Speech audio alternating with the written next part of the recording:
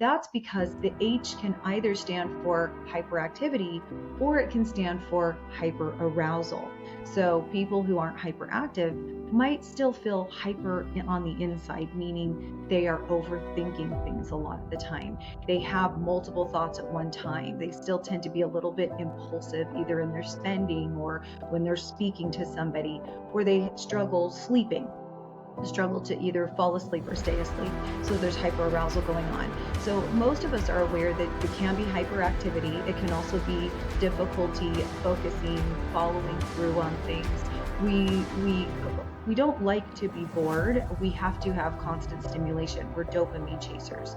So when we get bored, we start to lose focus. We're easily distracted. We're constantly wanting to be stimulated. So that's one side of ADHD, but I think the side that we're not talking about enough, and I think the DSM, by the way, the DSM-5, which is where we are now in doing evaluations and looking for ADHD, still mostly just focuses on behaviors. And usually behaviors come from hyperactivity. But ADHD is more so what's going on in here than it is external behaviors. We don't do a very good job evaluating ADHD. And this is why it misses so many, especially girls. Girls tend to be very good at masking.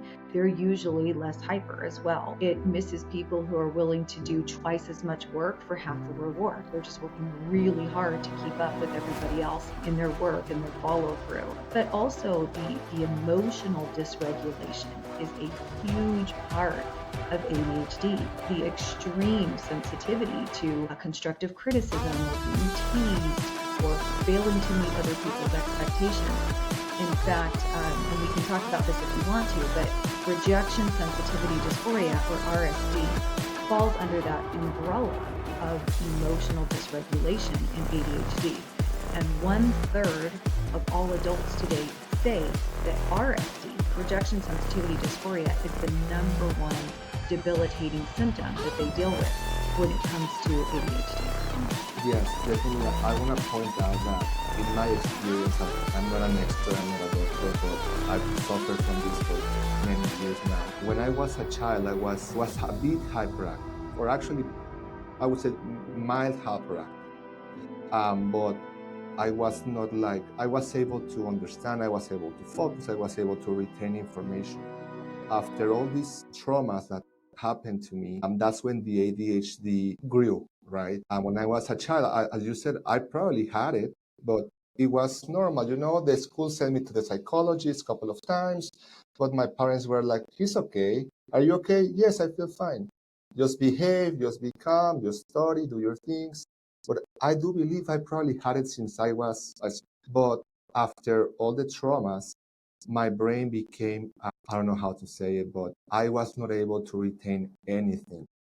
I remember at that time, when I was in my worst point, in my worst time, I was trying to study for the GMAT exam, to get a master's in business. My dream was to go to Harvard, YU. Really, I really wanted to go to, an Ivy League school. And I was preparing for the GMAT, and I would go to the library and study 3-4 hours.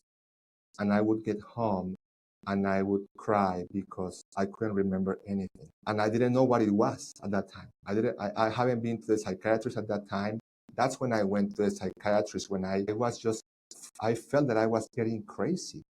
I remember my lowest point. One day I was taking a shower, and I remember getting lost in the shower, just looking at the drops falling from the shower for an hour. And I was not able to have a follow-up. Okay, I'm gonna get soap, shower, move. No, I was just staring at the shower for 1 hour, and I was afraid. I was like, this is not normal. Now I don't know what's happening to me, but this is not normal. But I feel that I'm getting crazy. And then the studying, I couldn't study, I couldn't learn.